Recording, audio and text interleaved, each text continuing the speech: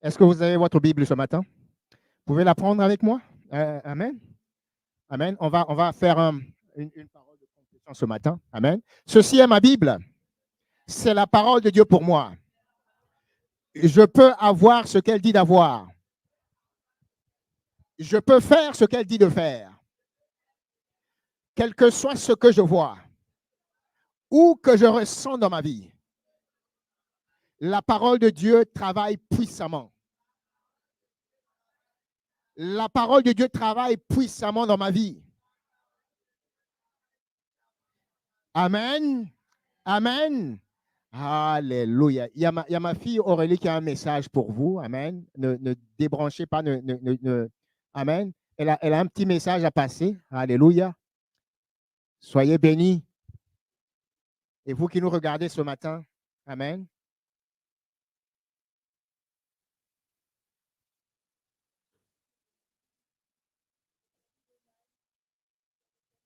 Oui, c'est correct. C'est bon. Amen. Oui, oui, oui. Vas-y, vas-y Aurélie. Amen.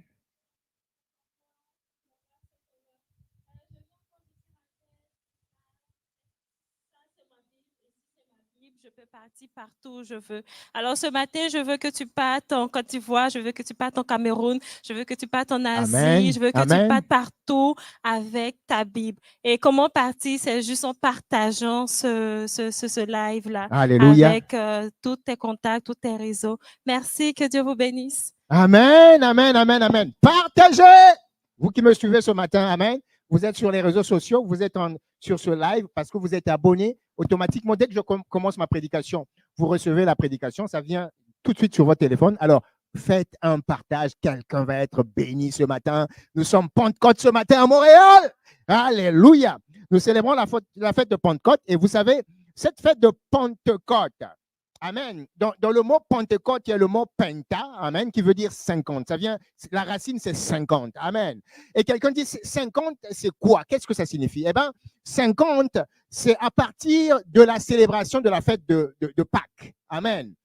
Traditionnellement, dès que la fête de Pâques était célébrée, on comptait 50 jours. Et après 50 jours, amen, là, il y avait la fête de Pentecôte qui était célébrée. C'est pour ça qu'on l'appelle Pentecôte. Penta, amen, 50.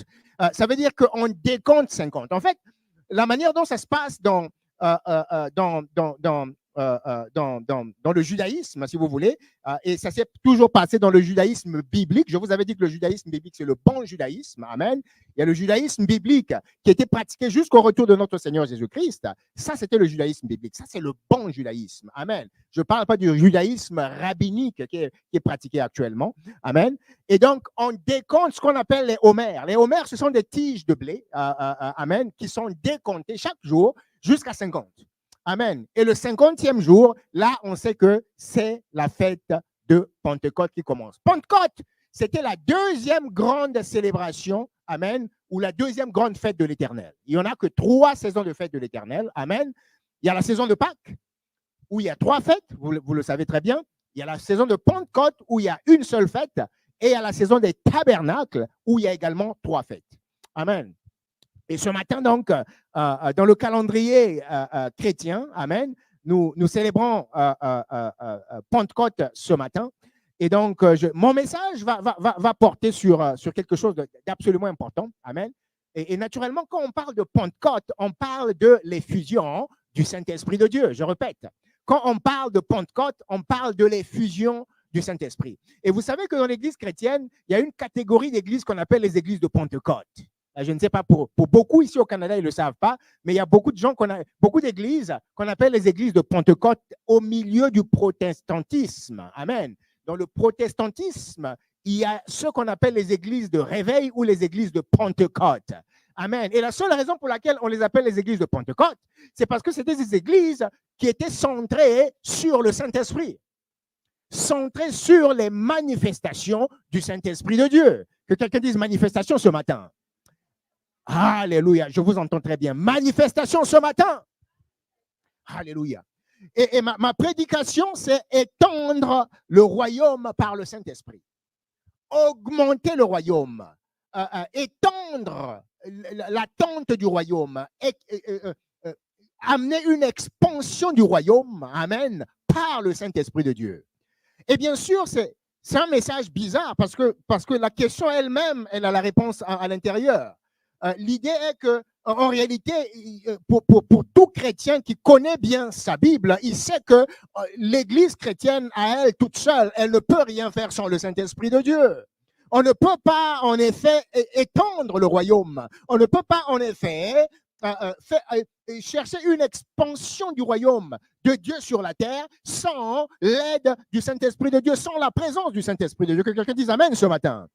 Waouh, waouh, waouh. Et une des raisons pour lesquelles j'apporte ce message ce matin, c'est parce qu'en réalité, quand vous regardez l'Église de Jésus-Christ, l'Église de Jésus-Christ est dans une phase de déclin.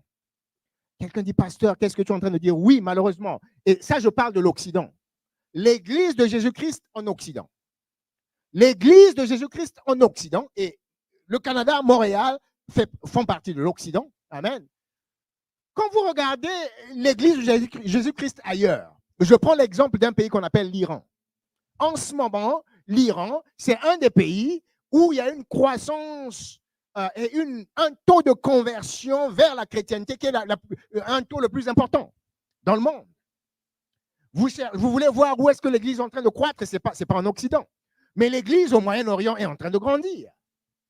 En Iran, il y a un vent de réveil qui est en train de souffler en ce moment en Iran. Et les chrétiens qui regardent les nouvelles et tout ça, ils disent, mais l'Iran, on pensait que c'était anti-Dieu, on pensait que c'était anti-chrétien. On pensait que non, l'Iran en ce moment est en train de passer par un réveil. Il y a tellement de salut, il y a tellement de gens qui viennent à Jésus-Christ. Alléluia. Vous voulez voir le réveil? Allez au Brésil. Le pays du Brésil aujourd'hui, il est en train d'expérimenter un taux de conversion. Et quand je parle de conversion, je parle des gens qui sortent de la religion pour venir vers l'Église vraie de Jésus-Christ. C'est l'Église où le feu du Saint-Esprit de Dieu, amen, le Saint-Esprit est relâché et il est lâché loose. Que quelqu'un dise amen ce matin. C'est de cette Église dont je parle. Je ne parle pas des institutions religieuses. En réalité, quand vous regardez dans les sondages qui ont été faits aux États-Unis, il y a un institut qu'on appelle l'Institut Pew aux États-Unis. C'est chrétien, amen, et ils font beaucoup de sondages. Vous regardez une compagnie qu'on appelle Gallup aux États-Unis, ils font des sondages. Et ils disent, aux États-Unis, la chrétienté on a perdu 10% pratiquement de chrétiens depuis 10 ans. Je répète, depuis 10 ans aux États-Unis, il y a au moins 10% qui sont sortis, qui ne sont plus chrétiens. Entre-temps, le nombre des gens qui se disent non religieux est en train d'augmenter. Ça veut dire que la société américaine, elle est en perte de vitesse. Et ce n'est pas que les États-Unis, c'est l'Europe, c'est la France. La dernière fois que j'étais, ça fait des années, ça fait déjà pratiquement 15 ans, 16 ans, j'étais où? J'étais à Rijswijk, en Hollande. Comment dire ça? En Hollande, oui, c'est ça, oui. En Hollande, il y a une ville qui s'appelle Rijswijk. Et j'étais en train de marcher le long de la capitale. J'étais allé pour une mission de travail, aller visiter la société Shell à Rijswijk, en Hollande. Et c'était la première fois que je voyais des églises vides, totalement vides, au point où les églises étaient en train d'être converties en mosquées. En Hollande. Que quelqu'un dise Amen ce matin, sinon dites ouch. Amen. Et pourquoi est-ce qu'on en est arrivé là? Amen.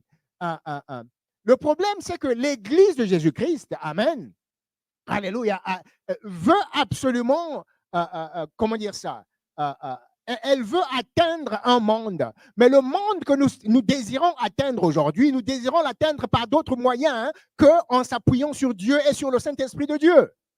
C'est là où on a tout le problème. Amen. C'est ça le monde occidental d'aujourd'hui. On a remplacé la croyance et la puissance du Saint-Esprit de Dieu, amen, avec des shows religieux. Je répète, je vais le répéter encore une fois de plus. Quand vous allez dans l'église des États-Unis, l'église américaine, c'est pratiquement devenu des églises où... Laissez-moi prêcher un tout petit peu. Est-ce que quelqu'un peut me laisser prêcher un peu? C'est des églises où vous allez, c'est pour assister à des shows. Allô? On vient, on s'attend qu'il y ait des shows Et une fois que le show est terminé, on prêche un message qui est totalement dilué, amen, qui est inclusif, alléluia, amen, qui est tolérant. Il faut surtout qu'il y ait la tolérance, alléluia. Et c'est quoi le résultat aujourd'hui? Le résultat aujourd'hui, c'est qu'on se retrouve avec une église sans colonne vertébrale. Allô? C'est une église mollusque. Que quelqu'un dise amen ce matin, sinon dites ouch, ouch, ouch, ouch, ouch, ouch. Alléluia. Waouh, waouh, waouh. On veut mettre. Les sermons dans les églises sont devenus des trucs de motivation. C'est des sermons de motivation.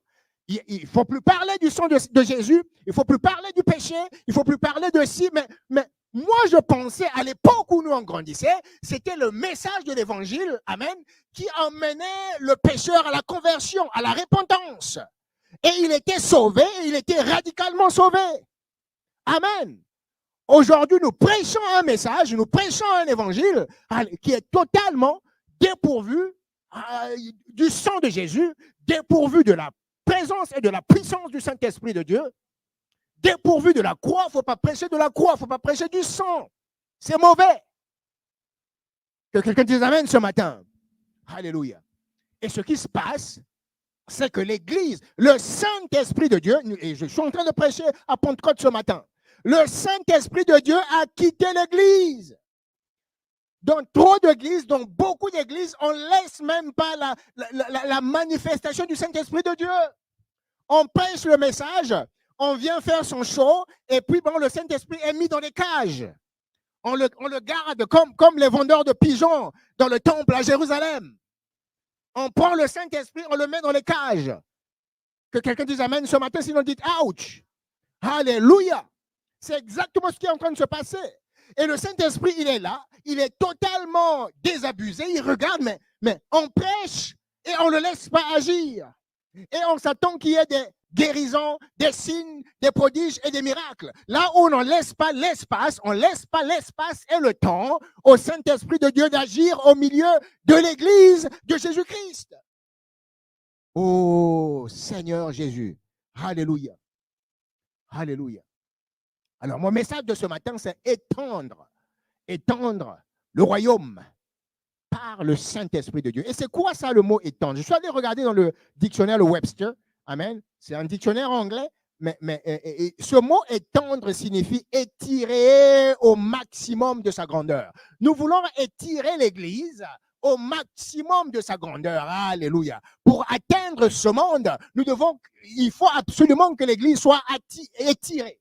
Étiré, amen, nous devons nous exercer au meilleur de nos capacités. L'Église doit atteindre au meilleur de ses capacités, alléluia, ceux qui sont perdus dans ce monde.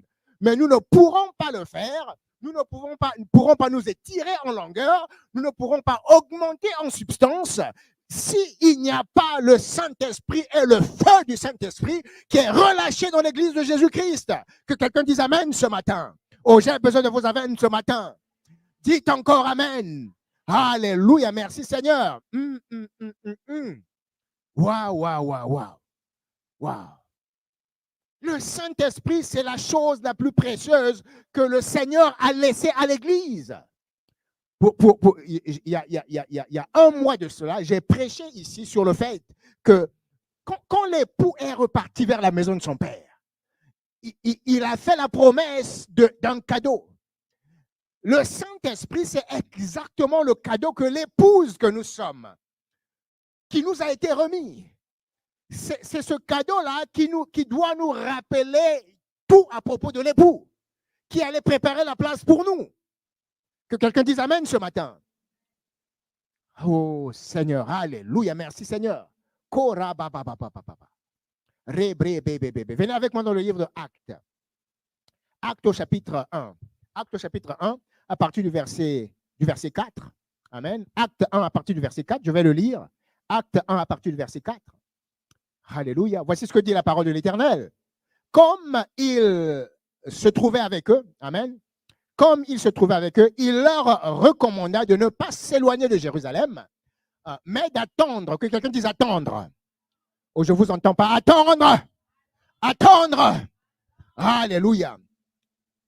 Mais d'attendre ce que le Père avait promis.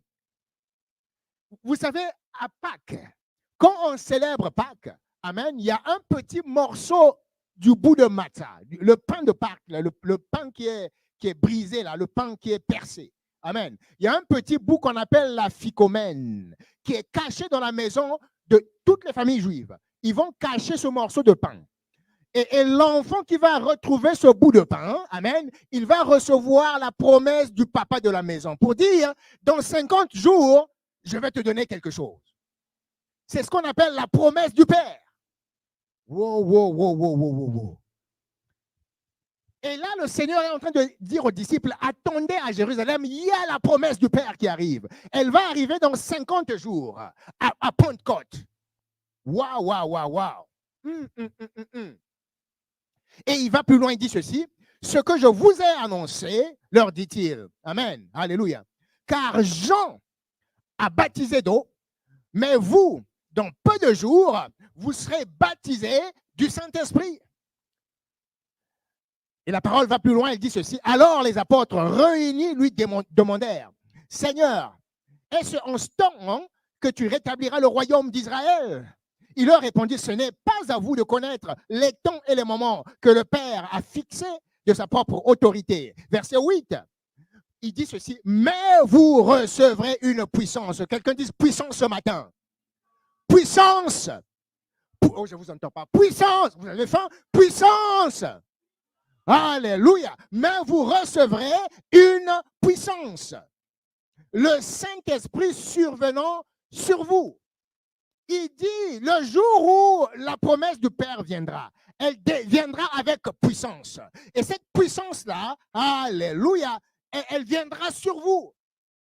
Dites ce matin, j'ai la puissance. Oh, je ne vous entends pas. Dites, j'ai la puissance ce matin. J'ai la puissance. J'ai le Saint-Esprit en moi. J'ai la puissance.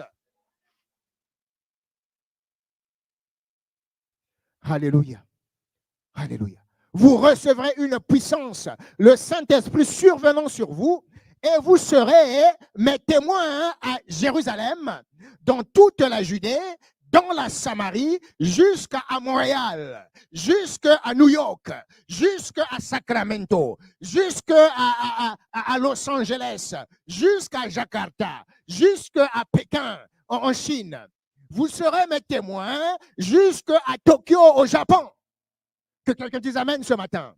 Alléluia. Vous recevrez une puissance, le Saint-Esprit survenant sur vous, et vous serez mes témoins. Vous ne serez pas mes témoins tant que vous n'avez pas reçu la puissance. Ce que ça signifie, c'est que pour étendre le royaume de Dieu sur la terre, nous avons absolument besoin de la puissance du Saint-Esprit. Sans la puissance du Saint-Esprit de Dieu, nous ne pouvons être des témoins puissants de la royauté de notre Seigneur Jésus-Christ. Que quelqu'un dise amen ce matin. Oh, j'entends pas vos amens ce matin. Vous êtes totalement off ce matin. Alléluia. Jean au chapitre 16. Jean au chapitre 16. Jean au chapitre 16. À partir du verset 7. Jean 16, 7. Amen. Voici ce que dit la parole de l'Éternel déclare. Cependant, je vous dis la vérité. Je vous dis la vérité, c'est quoi la vérité?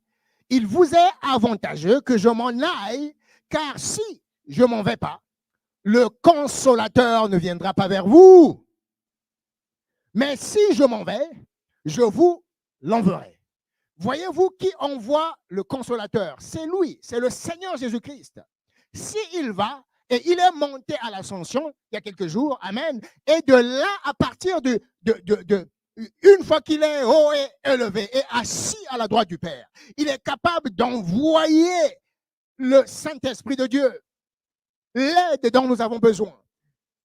Il dit, il faut que je m'en aille car le consolateur, il ne viendra pas vers vous si je ne m'en vais pas. Que quelqu'un dise amen ce matin.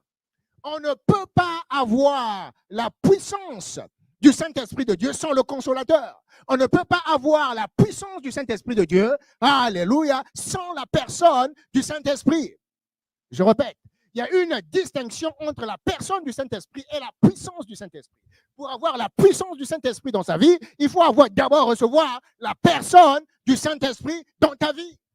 Ce n'est qu'une fois que tu as reçu la personne du Saint-Esprit, que la puissance du Saint-Esprit peut venir sur toi et en toi et être à l'œuvre dans ta vie. Que quelqu'un dise Amen ce matin. Oh, gloire à Dieu, gloire à Dieu, gloire à Dieu. C'est qui la personne du Saint-Esprit? La personne du Saint-Esprit, c'est Dieu, le Saint-Esprit. Amen. Les chrétiens, la foi chrétienne, nous prions un Dieu 3 fois saint. Amen.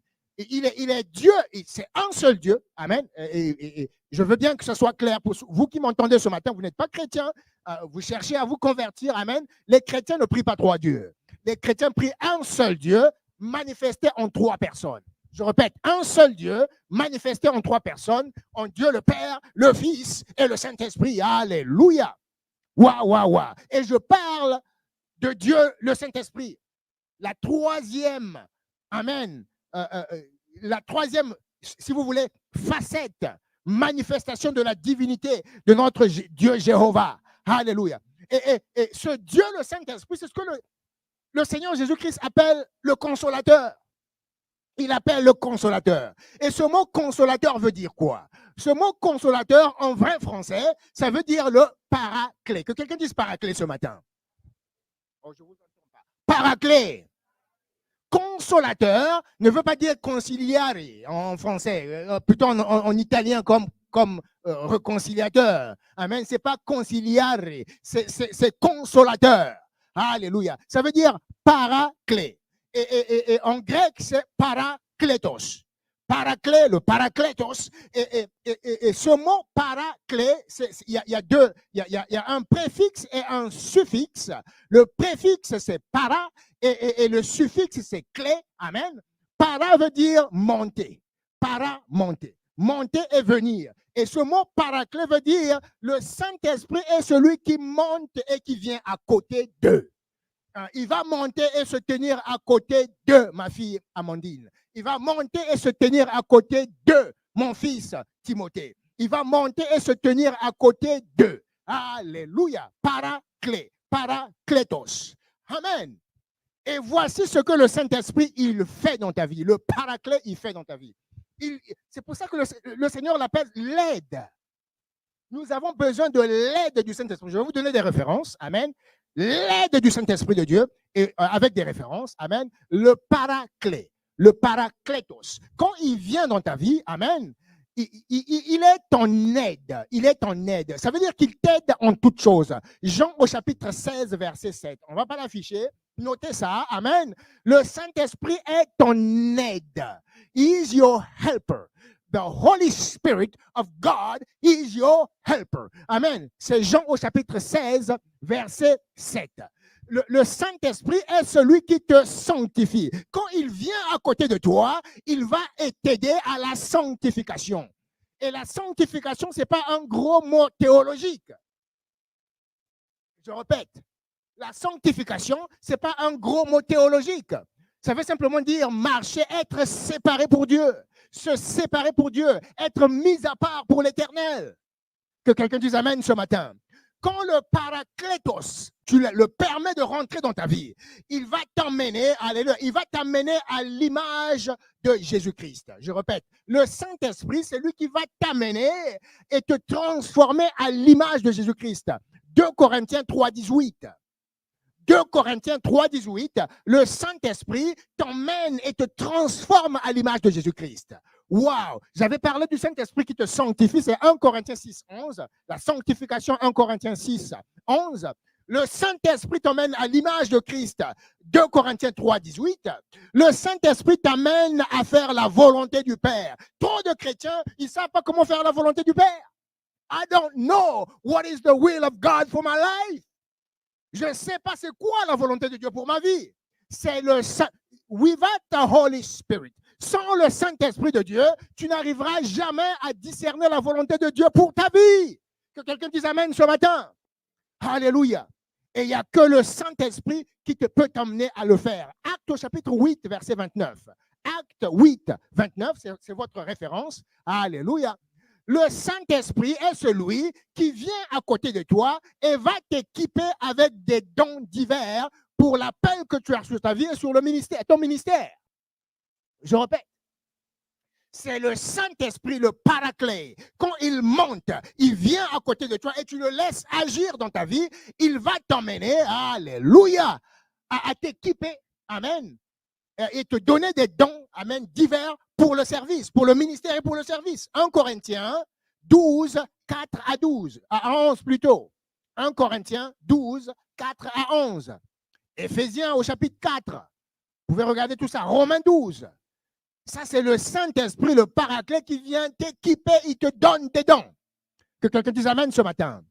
Le Saint-Esprit de Dieu, amen, c'est lui qui va venir émettre l'amour dans ta vie. Si tu permets au Saint-Esprit de Dieu de venir faire le ministère dans ta vie, tu t'ouvres au Saint-Esprit de Dieu. Je t'assure, il y a un don qu'il va amener dans ta vie, il y a un fruit spécial. C'est ce que l'apôtre Paul appelle le fruit de l'Esprit. Il y a un seul fruit de l'Esprit. Alléluia. Et c'est l'amour. Et il n'y a que le Saint-Esprit de Dieu, quand on le permet, qui est capable de venir émettre l'amour dans ta vie. Le Saint-Esprit va tellement te faire déborder d'amour que tu vas commencer à aimer les détestables. Et je répète. Le Saint-Esprit est capable de mettre tellement d'amour dans ton cœur que tu vas commencer à aimer tes ennemis. Tu vas commencer à prier pour tes ennemis. Tu vas commencer à aimer les détestables. Cette collègue de travail, où tu te rappelles de ça? Allô? Ce voisin qui est à gauche de toi, que tu détestes tellement. Le Saint-Esprit de Dieu, si tu le permets, alléluia, il va mettre tellement d'amour en toi que soudainement, tu vas commencer à aimer ceux qui ne sont même pas aimables. Que quelqu'un dise amen ce matin. Alléluia. Romains au chapitre 5, à partir du verset 3 au verset 5. C'est ça, le Saint-Esprit qui donne, qui est donateur de l'amour. Le Saint-Esprit de Dieu va venir émettre l'espérance en toi. Trop de chrétiens sont désespérés. Je répète, trop de chrétiens sont désespérés. Et il n'y a que le Saint-Esprit de Dieu, le paraclet, le paraclétos, qui est capable de venir émettre l'espérance et l'espoir dans ta vie. Que quelqu'un dise amen ce matin. Alléluia. J'avais une conversation intéressante avec quelqu'un ce matin. Amen. Et la personne est en train de me dire, mais pasteur, comment tu fais cette affaire-là? Comment tu fais que tu es tellement patient? Tu as fait tellement face à des défis, ça fait des années, mais comment tu fais pour continuer à être tellement, à avoir tellement d'espoir? C'est l'œuvre du Saint-Esprit de Dieu. Je répète, c'est l'œuvre du Saint-Esprit de Dieu. Le Saint-Esprit amène l'espoir et l'espérance dans la vie des enfants de Dieu. C'est pour cette raison-là que les enfants de Dieu, les chrétiens, chrétiennes, ne doivent jamais être des gens tellement désespérés. Tellement en désespoir que quelqu'un dise amen ce matin. Alléluia. Romains 15, 13. L'espérance en toi. Romains 15, 13. Le Saint-Esprit de Dieu, le paraclet, est celui qui t'enseigne et te guide. Il t'enseigne et il te guide. Jean 14, 26. Jean 14, 26, le Saint-Esprit t'enseigne et il te guide. Que quelqu'un dise amen ce matin. Le Saint-Esprit de Dieu guide ta vie de prière. Beaucoup d'enfants de Dieu n'ont pas une vie de prière parce qu'ils ne laissent pas le Saint-Esprit de Dieu prier au travers d'eux. Ils prient avec la chair. Naturellement, si tu pries avec la chair, tu ne peux même pas rester 30 minutes de prière. Impossible. 1 heure, c'est comme une éternité pour toi. Je répète. 1 heure de prière va paraître une éternité quand tu ne coopères pas avec le Saint-Esprit de Dieu dans ta vie de prière. Que quelqu'un dise amen ce matin. Romains 8, 26. Le Saint-Esprit de Dieu guide ta vie de prière. Le Saint-Esprit de Dieu te donne la puissance pour l'évangélisation. Il y a tout un monde à gagner. Je répète. Il y a tout un monde à gagner pour Christ.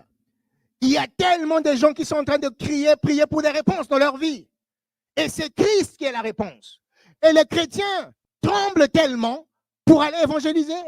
Je répète, les chrétiens ont tellement de frousse pour aller évangéliser. Le monde, je vous assure, il est plus ouvert que vous pensez.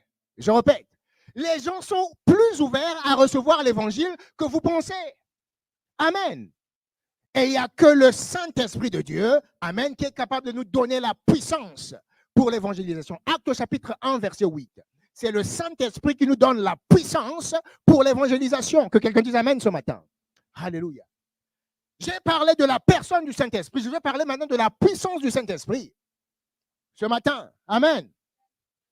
Alors, ce mot puissance, amen, dans la parole de Dieu, dans la Bible, il y a beaucoup de mots qui signifient puissance. Mais en particulier, quand nous parlons de la puissance du Saint-Esprit de Dieu, le mot grec qui convient à cette puissance, c'est le mot dynamo. En grec, c'est dunamis. Amen. C'est le mot dunamis. Et ce mot dunamis, amen, signifie la puissance de Dieu. La puissance de Dieu est la puissance du Saint-Esprit. Alléluia. Cette puissance, elle est illimitée, elle est immesurable et elle est éternelle. Je répète. La puissance de Dieu, le dunamis, qui vient par le Saint-Esprit de Dieu, il est illimité. Je répète. Cette puissance, elle est illimitée, elle est immesurable et elle est éternelle. Le dunamis, amen, veut dire en même temps puissance, pouvoir et force. Quand vous avez le dunamis en vous, vous avez le pouvoir, vous avez la puissance et vous avez la force en même temps. C'est pour cette raison-là que, enfants de Dieu, chrétiens, chrétiennes, laissez le Saint-Esprit agir dans votre vie. Je répète, laissez le Saint-Esprit agir. Waouh. Quand le Saint-Esprit de Dieu agit dans votre vie, il y a le dunamis de Dieu. Je vous assure, ce qui vient avec, ce sont les guérisons, ce sont les signes, ce sont les miracles, ce sont les prodiges. Je répète, ce sont les guérisons, les signes, les prodiges et les miracles. Waouh. Il y a un endroit où le Seigneur Jésus a parlé de dunamis. Vous vous rappelez la femme qui perdait le sang? Quand elle est venue, elle a touché le bout du vêtement de notre Seigneur Jésus-Christ. Et la parole de Dieu dit, à ce moment-là, une puissance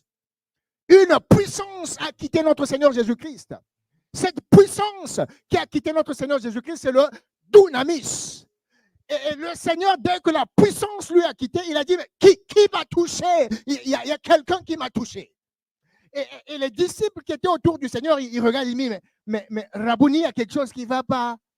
Il y a beaucoup de monde autour de toi. Oh. Il dit, non, vous ne savez pas de quoi je parle. Quelqu'un m'a touché. Et quand vous touchez le Seigneur et vous puisez dans la puissance du Saint-Esprit, il y a quelque chose qui se passe. C'est comme quand vous prenez un appareil, vous le branchez sur le courant. Et ça va chercher le courant. C'est exactement ce que le Seigneur il a ressenti.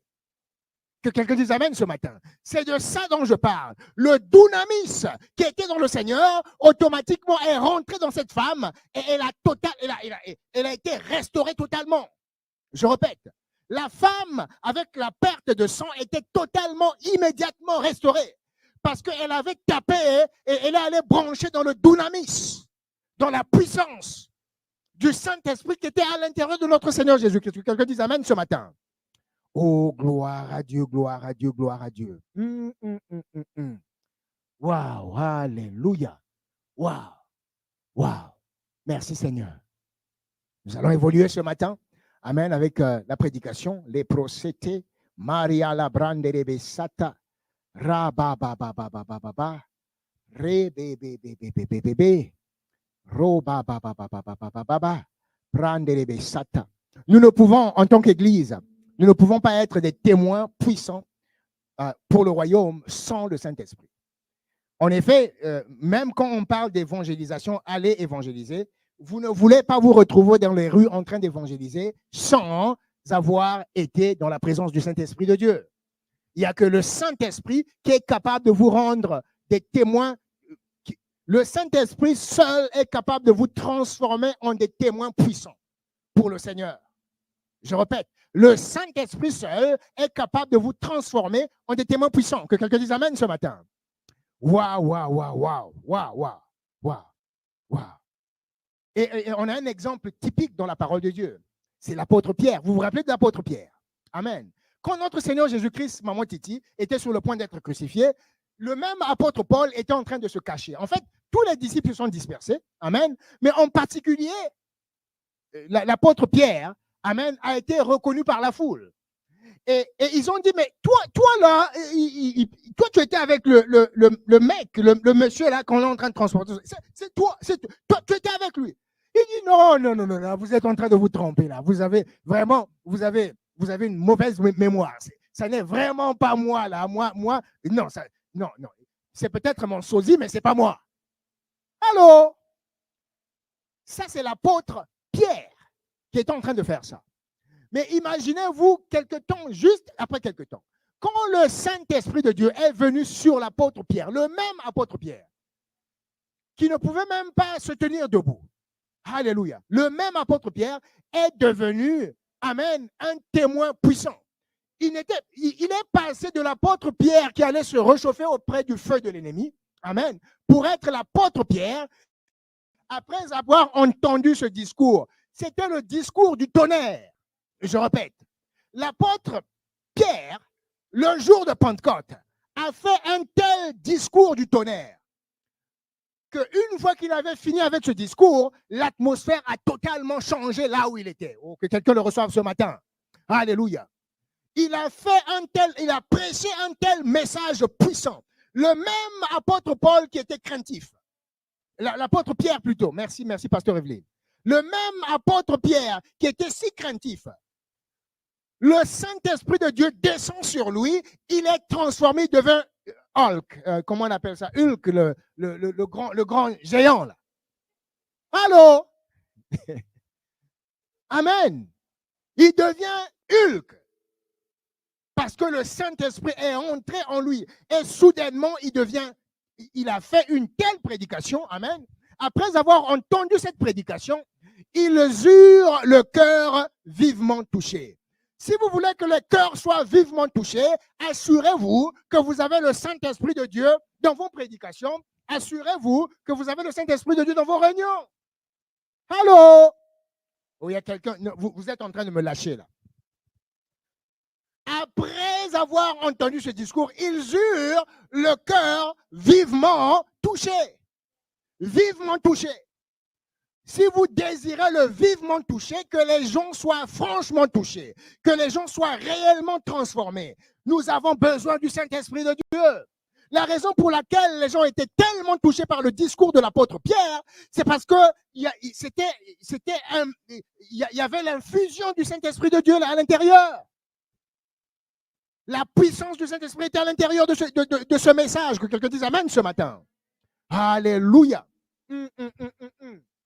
Et là, il y a quelque chose qui se passe. Ils dirent à Pierre et aux apôtres, hommes, frères, que ferons-nous? Depuis quand tu as prêché un message et les gens disent, pasteur, que devons-nous faire? Et c'est ça tout le problème de l'Église aujourd'hui. Nous prêchons des messages où il n'y a pas le Saint-Esprit de Dieu. Le Saint-Esprit est parti, c'est Ichabod. Alléluia. Et personne ne réagit au message. Une fois que tu as fini de prêcher son message, les gens doivent être capables de se poser des questions. Ils doivent se poser des questions parce que ton message, tel un miroir, aura reflété des aspects de leur vie. Et ils vont dire, pasteur, qu'est-ce que je peux faire à propos de ce message? Y a-t-il quelque chose que je peux faire pour que je change? Allô? Alléluia! Waouh. Que ferons-nous? Et Pierre leur dit, répentez-vous et que chacun de vous soit baptisé au nom de Jésus-Christ pour le pardon de vos péchés. Et vous recevrez le don du Saint-Esprit. Il n'y a pas de don du Saint-Esprit sans repentance. Il n'y a pas de don du Saint-Esprit sans le pardon des péchés. Que quelqu'un dise amen ce matin. Et voici le clou de cette affaire. Voici ce que la parole de Dieu dit. Ceux qui acceptèrent sa parole furent baptisés et en ce jour-là, le nombre de disciples s'augmenta d'environ 3000.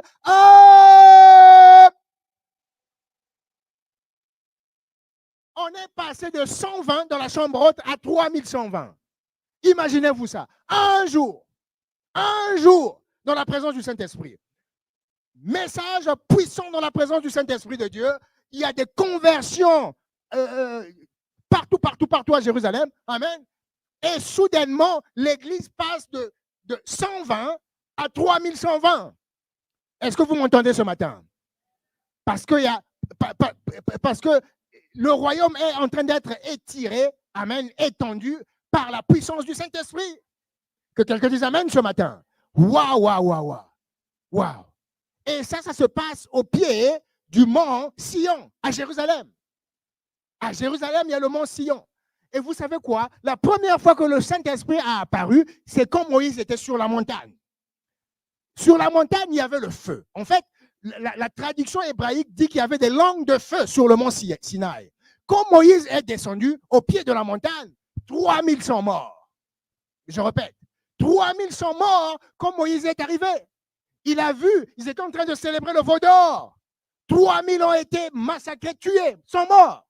Et ici, au pied du mont Sion, à Jérusalem, alléluia, le deuxième feu descend du ciel, alléluia. La puissance du Saint-Esprit descend et il y a 3000 qui sont sauvés, qui reviennent à la vie. Oh, notre Dieu est tout puissant. Que quelqu'un dise amen ce matin. Dites encore amen. Dites encore amen ce matin. Je suis en train de prêcher le message de Pentecôte de ce matin. Étendre le royaume par le Saint-Esprit de Dieu. Que quelqu'un dise amen ce matin. Acte chapitre 3. Venez avec moi dans Acte chapitre 3. Je suis en train de tirer vers la fin. Acte chapitre 3. Alléluia. Acte chapitre 3. Waouh. On voit l'œuvre du Saint-Esprit au milieu de l'église primitive, l'église qui est naissante.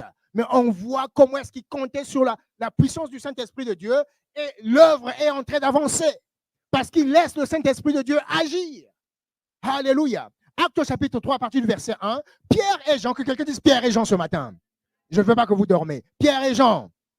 Pierre et Jean montaient ensemble au temple à l'heure de la prière. Amen. C'était la 9e heure. Verset 3. Il y avait un homme boiteux de naissance. Amen. Boiteux de naissance qu'on portait et qu'on plaçait tous les jours à la porte du temple appelé la Belle. Amen. Alléluia. Pour qu'il demandât l'aumône à ceux qui entraient dans le temple. Verset 3, cet homme, voyant Pierre et Jean qui allaient y entrer, leur demanda l'aumône. Alléluia.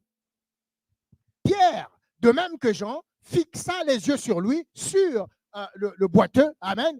Ils ont regardé le boiteux, le monsieur. Amen. Et il dit, amen, regarde-nous. Il y a quelque chose d'absolument puissant qui est en train de se passer.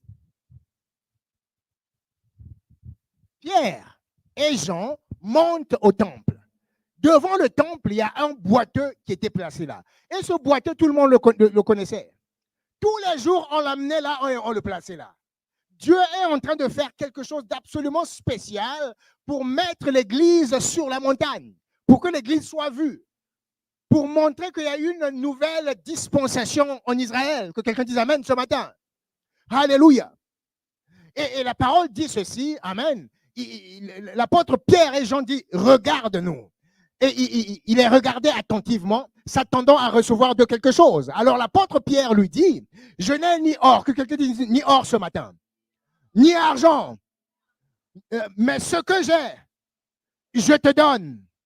Au nom de Jésus-Christ de Nazareth, lève-toi, lève-toi, lève-toi, lève-toi, lève-toi et marche.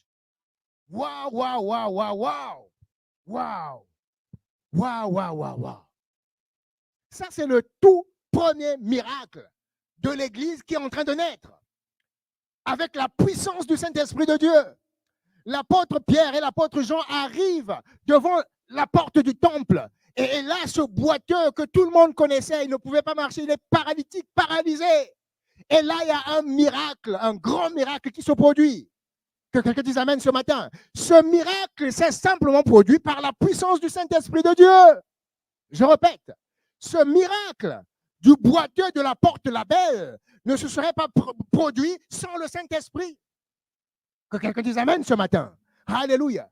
Et ce miracle a tellement été puissant, vous savez quoi? Il y a 2000 personnes qui se sont converties juste après ce miracle. Wow boy! Et l'église passe de combien? On était à 120, on est monté à 3120, maintenant on est à 5120. Juste en l'espace de quelques temps, en 2 chapitres de la parole de Dieu. On est passé de 120 dans la chambre haute, alléluia, Pentecôte arrive, on monte à 3120. Alléluia, il y a un miracle à la porte de la belle. On monte à 5120 croyants. Que quelqu'un dise Amen ce matin. Dites, j'aime le Saint-Esprit. Je ne vous entends pas. J'aime le Saint-Esprit ce matin. Dites-le encore, j'aime le Saint-Esprit. Alléluia, alléluia, alléluia. Et ce miracle va provoquer l'ire du Sanhédrin. Vous connaissez le Sanhédrin, c'était le grand conseil juif. Ils étaient tellement énervés d'avoir vu ce miracle. Parce que c'est quelque chose qu'ils ne pouvaient pas cacher. Le paralytique, on le connaissait, tout le monde connaissait Bruno. Bruno, le paralytique, qui est toujours devant le temple. Et quand il y a eu ce miracle, tout le monde le savait. Parce que tout le monde avait vu ce paralytique. Il était tous les jours devant le temple. Et quand on l'a vu marcher, amen, alléluia, ça a provoqué un tel tollé dans toute la région qu'il y a eu 2000 qui ont été tout de suite sauvés. Ils se sont dit, non. Là-bas, il y a quelque chose qui se passe. Il y a la puissance. Allô? Il y a quelque chose qui est en train de se passer. Waouh! Et vous voyez ce qui s'est produit après? Tout de suite après, le conseil juif s'est réuni. Ils ont dit aux apôtres, ne prêchez plus ce nom-là. Ils ont dit, ne faites plus rien. On vous donne interdiction de prêcher le nom de Jésus. Si vous prêchez encore le nom de Jésus, on va vous jeter en prison. Que quelqu'un dise Amen ce matin. Alléluia. Et c'est exactement ce qui est en train de se passer dans la société dans laquelle nous sommes aujourd'hui. Est-ce que vous m'entendez ce matin?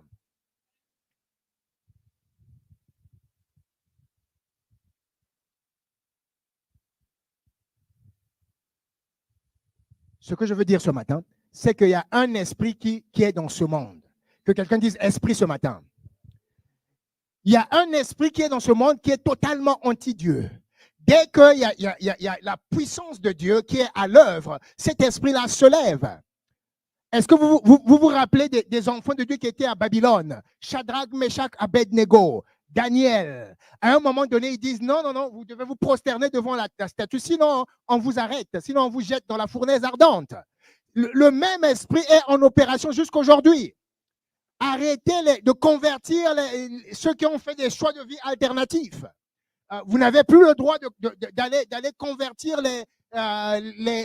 ceux qui ont fait d'autres choix. Allô? Est-ce que vous me comprenez? Vous ne m'entendez pas ce matin. Alléluia. Vous ne devez plus faire ça. Et c'est exactement ça. Et vous savez quoi? Le jour où on a demandé à Daniel d'arrêter de prier, de se prosterner devant la statue, Daniel a dit, OK, je vais vous montrer quelque chose. Je vais ouvrir mes fenêtres, amen, et je vais continuer à prier exactement comme je le faisais avant. Que quelqu'un dise amen ce matin. Voyez-vous, l'ennemi va toujours vous pousser jusqu'à bout et pour voir où est votre limite. Où est votre tolérance?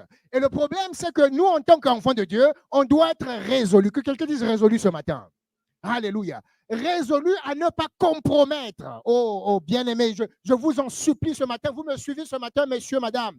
Sir, ma'am, you following me this morning.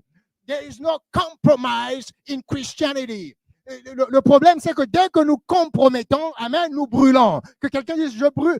Si je compromets, je brûle. Et c'est là où il veut t'emmener. L'ennemi il vous pousse jusqu'à bout pour vous emmener jusqu'à la compromission. Il s'attend que vous allez compromettre et parce que vous êtes maintenant compromis, vous vous prosternez devant Baal, vous lui donnez des bisous, et bien automatiquement, vous allez rentrer dans la fournaise et vous allez brûler. Allô? Que quelqu'un dise amen ce matin. Daniel, ils n'ont pas compromis. Shadrach, Meshach, ils n'ont pas compromis. Jetés dans la fournaise ardente. Le 4e homme s'est présenté dans la fournaise. Alléluia. Pourquoi le 4e homme s'est présenté dans la fournaise? Le roi, il regarde, le roi avait passé toute la nuit à pleurer. Parce qu'il aimait tellement Daniel, il s'est dit, ah là là là, je ne sais pas comment ça va se passer avec cet enfant-là. Et on vient, on le prend, on le jette, on augmente le four 7 fois. Il dit, celui-là, dès qu'il rentre là, il est parti là. Les geôliers qui étaient à l'extérieur, qui ont jeté Daniel dans la fournaise, ils ont brûlé. Ils étaient morts.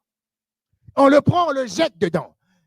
À un moment donné, le roi, il regarde, il dit, mais il y a quelque chose qui est en train de se passer. Peut-être, mes yeux sont en train de me jouer un tour. Mais on en a jeté trois enfants dedans, Mais je vois un quatrième. Qui est ce quatrième? Que quelqu'un dise amen ce matin. Le quatrième homme des fournaises ardentes de la vie, il ne se présente que quand on n'est pas tout près de compromettre. Je répète. Parce que le système mondial dans lequel nous vivons, c'est un système satanique.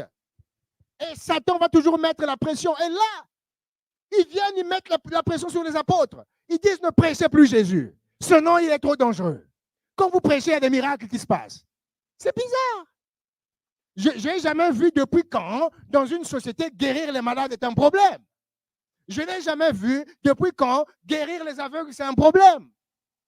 Et dès que les apôtres ont commencé à guérir les malades, les aveugles, ils disent non, arrêtez ça. Et vous savez pourquoi? Parce qu'ils avaient des calculs religieux. Ils se disent, si ça continue comme ça, nos églises vont se vider. Si ça continue comme ça, c'est tellement puissant, on n'aura plus personne chez nous. Allô? Et c'est la religion qui perpétue beaucoup de traditions dans le monde. Que quelqu'un dise amen ce matin. Alléluia. Waouh. Et voici la belle réponse des apôtres. Ils ont reçu l'ordre de ne plus prêcher le nom de Jésus. Alléluia. Et voici la réponse qu'ils donnent au souverain sacrificateur et à tout le Seigneur. Il dit, et maintenant Seigneur, Actes au chapitre 4 à partir du verset 29. Et maintenant Seigneur, amen, vois leur menace. C'est quoi la menace? Ne prêchez plus Jésus. Vois leur menace et donne à tes serviteurs d'annoncer ta parole avec une pleine assurance. Oh. Ils sont en train de dire double pour votre trouble. Vous avez cherché le trouble avec nous. Amen. Ça va être double. Que quelqu'un dise double ce matin. Double for your trouble. Ça va être double pour votre trouble. Alléluia. Et maintenant, Seigneur, vois leurs menaces et donne à tes serviteurs d'annoncer ta parole avec une pleine assurance. Ça veut dire, Seigneur, ajoute encore un peu. Alléluia. Ils n'ont encore rien vu. Si tes ennemis pensent qu'ils ont déjà vu tout, amen, ils n'ont encore rien vu. Est-ce que quelqu'un m'entend ce matin? Est-ce que vous le recevez ce matin? Alléluia. Ils n'ont encore rien vu. Il dit, donne à tes serviteurs d'annoncer ta parole avec une pleine assurance, en étendant ta main pour qu'ils se fassent des guérisons, des miracles et des prodiges par le nom de ton saint serviteur Jésus. On veut interdire ce nom, on veut arrêter le nom de Jésus, eh bien, donne-nous-en encore un peu plus. Que quelqu'un dise amen ce matin. Oh, gloire à Dieu, gloire à Dieu. Ça, c'est une très belle prédication. Je vais la réécouter chez moi. Et si vous ne la prenez pas ce matin, je la prends pour moi-même. Je répète, je la prends pour moi-même. Je vais la réécouter chez moi à la maison. Oh, gloire à Dieu, glory to God. Wow. Alléluia. Ils disent en étendant ta main pour qu'il se fasse encore plus de guérisons, encore plus de miracles, encore plus de prodiges dans le nom qui est en train d'être interdit, ce nom-là qu'ils n'aiment pas. Alléluia. Et voici ce que la parole dit. Quand ils eurent prié, une fois qu'ils ont terminé de prier, quand ils eurent prié, le lieu où ils étaient assemblés, le lieu tremblait. Wow! Depuis quand l'église de 2021, l'église de 2024 a prié et le lieu où nous sommes en train de prier a tremblé? Alléluia! On voit la puissance du Saint-Esprit qui est en train d'agir au milieu de l'église primitive. Wow. Alléluia. Preaching myself happy. Alléluia. Et voici ce que la parole dit encore plus. Amen. Le lieu où ils étaient rassemblés trembla et ils furent tous remplis du Saint-Esprit. Wow. Dites ce matin, j'ai besoin d'un refill. On va prier tout à l'heure, je vais imposer les mains. Amen. Dites ce matin, j'ai besoin d'un refill. J'ai besoin d'une deuxième dose. Voyez-vous, les disciples avaient reçu la première dose du Saint-Esprit. On était dans Actes au chapitre 1. Alléluia. Le jour de Pentecôte, le Saint-Esprit est descendu. Mais ils n'étaient pas satisfaits avec ça. Ils sont allés prier encore un peu plus. Je répète, Ils sont allés prier encore un peu plus pour recevoir encore une deuxième infusion du Saint-Esprit. Ouh, aïe, aïe, aïe. Et c'est ça tout le trouble avec la chrétienté de 2024. On pense qu'une fois qu'on a été rempli du Saint-Esprit, c'est tout. Non, non, non. Le Saint-Esprit vient encore et encore. Il y a des nouvelles vagues du Saint-Esprit. Il y a des nouvelles choses que Dieu est en train de faire. Il y a des choses plus profondes encore. Si vous êtes à un certain niveau, il y a encore une sommité au-dessus du niveau où vous êtes en ce moment. Que quelqu'un dise Amen ce matin. Si vous êtes à une certaine profondeur, il y a encore une profondeur en dessous de la profondeur où vous êtes avec le Seigneur. Alléluia. Wow. Et là, la parole dit ceci. Et ils annonçaient la parole de Dieu avec assurance. Notez bien ce mot, avec assurance. Waouh, waouh, waouh, waouh. Combien de pasteurs aujourd'hui, moi y compris, nous annonçons la parole avec assurance? Il y a trop de théologie. Allô? Trop de chrétiens, trop de pasteurs, trop d'évangélistes, de prophètes, amen, d'apôtres annoncent la parole de Dieu théorique. On a besoin d'annoncer la parole de Dieu avec l'assurance. Ce mot assurance veut dire avec démonstration. C'est ce que l'apôtre Paul appelle la démonstration. Une fois que nous avons prêché et prêché encore, normalement, la manière dont c'est supposé se passer dans l'église de Jésus-Christ, c'est qu'une fois qu'on a prêché l'évangile de Christ, alléluia, il arrive un temps où on laisse l'espace au Saint-Esprit de Dieu de faire ce qu'il sait faire le mieux. Et ce que le Saint-Esprit sait faire le mieux, amen, c'est d'enlever les jougs et de briser. Alléluia. Je répète. Le job, le travail du Saint-Esprit, c'est d'enlever les fardeaux et de briser les jougs. Et une fois qu'on a fini de prêcher l'évangile de Jésus-Christ, on est supposé laisser le Saint-Esprit faire son job, faire son travail dans l'église. Le laisser agir. Et comment il agit? Eh bien, il enlève les fardeaux et il brise les jougs. Quand les gens viennent dans l'église, ce n'est pas juste pour être distrait. C'est que quand la personne vient dans ton église, elle quitte l'église, quelque chose doit avoir lâché. Elle était venue avec des soucis, elle ne peut pas repartir avec les mêmes soucis. Le Saint-Esprit n'a pas fait son travail. Elle est venue avec la maladie, elle repart avec la maladie. Le Saint-Esprit n'a pas fait son travail. Le fardeau n'a pas été enlevé, le joug n'a pas été détruit. Que quelqu'un dise Amen ce matin. Et c'est ça. C'est l'enlèvement des fardeaux, le brisement des jougs qui amène l'assurance. Alléluia.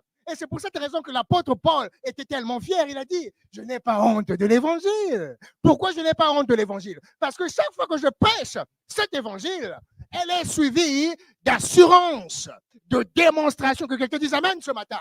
Alléluia. Oh, je suis en train. I'm preaching myself happy. Alléluia. Thank you, Jesus. Wow, wow, wow, wow.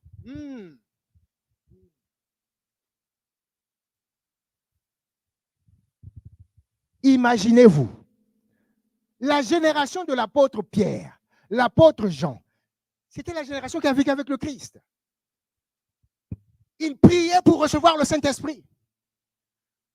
Combien à plus forte raison, nous, 2000 ans plus tard? Je répète. La génération de l'apôtre Pierre, vous avez vu, hein, ils ont prié et l'endroit où ils étaient a tremblé. Ils ont prié pour demander une deuxième infusion du Saint-Esprit. Parce qu'ils savaient qu'ils en avaient besoin pour étendre le royaume. Si eux, qui étaient avec le Christ, avaient besoin du Saint-Esprit, combien à plus forte raison, toi, pasteur Bernard, toi, apôtre Dingling, toi prophète MeToo. Allô? On a besoin du Saint-Esprit, on a besoin de laisser le Saint-Esprit agir au milieu de l'Église de Jésus-Christ. Que quelqu'un dise Amen ce matin. Waouh, waouh, waouh, waouh. Je suis en train de terminer. 1 Corinthiens 2. 1 Corinthiens 2, 4. 1 Corinthiens 2, 4. Voici comment l'apôtre Paul appelle l'assurance. Amen. 1 Corinthiens chapitre 2, verset 4.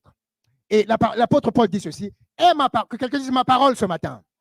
Et ma parole et ma prédication ne reposez pas sur les discours persuasifs de la sagesse, mais sur une démonstration d'esprit et de puissance.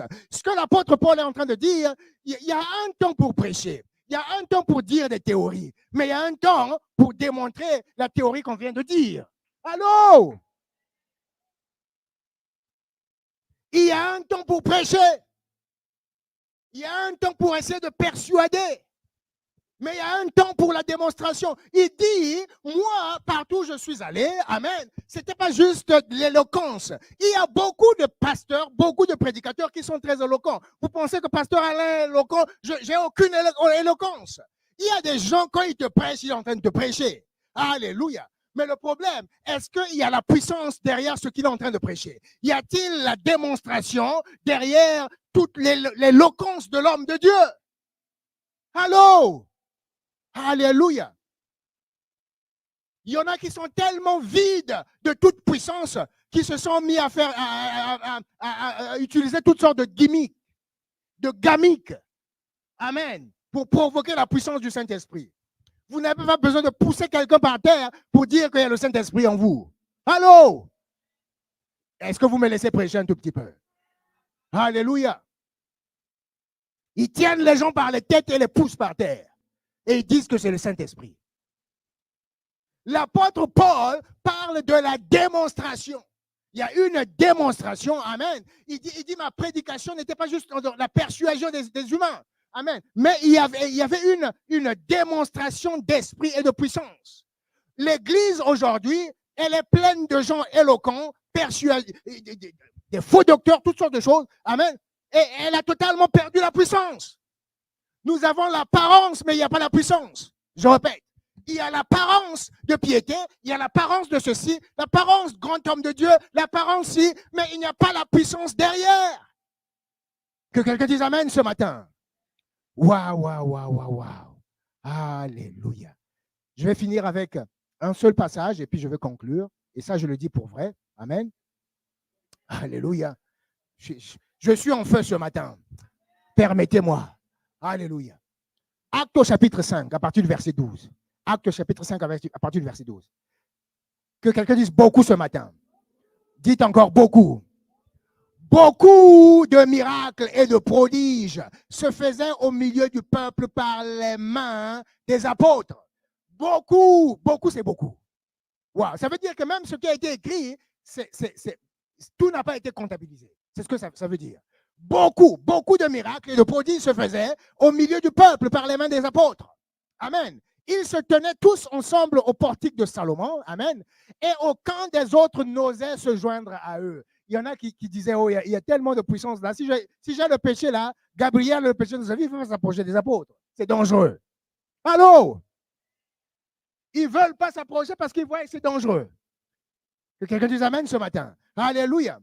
Il dit, mais le peuple les louait hautement. Amen. Et toute la gloire revient au Seigneur Jésus-Christ. Verset 14 plutôt. Amen. Le nombre de ceux qui croyaient au Seigneur, hommes et femmes, s'augmentait de plus en plus. Donc, on est au-delà des 5120. Le nombre augmentait de plus en plus. Parce qu'il y avait les signes, les guérisons, les signes, prodiges et miracles. Il y avait la puissance du Saint-Esprit qui était à l'œuvre au milieu de la congrégation, au milieu du peuple de Dieu. Que quelqu'un dise amen ce matin. Alléluia.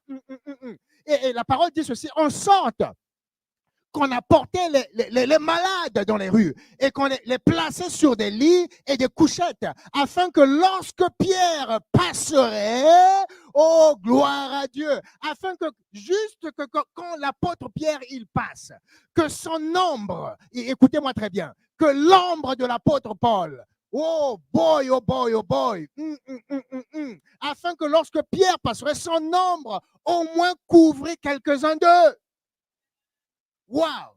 Et plus loin, ça va plus loin. Ça dit ceci, la multitude accourait aussi des villes voisines à Jérusalem. Cette affaire-là, dès que les signes et les prodiges et les miracles par Pentecôte, l'infusion du Saint-Esprit est descendue, ça a été tellement contagieux. Et c'est ça que l'Église doit être. L'Église doit être contagieuse. Que quelqu'un dise amen ce matin. Nous devons être contagieux. Il faut que les gens, le monde en perdition vienne et te regarde au travers et dire, il y a quelque chose sur ta vie, ma soeur, mais je ne sais pas ce que c'est, mais je veux ça. Allô? Je veux ça. Parce qu'il y a un fruit qui pend sur ta vie. Et je veux ce fruit. I want that. Je veux ça. Je veux m'approprier ça. Alléluia.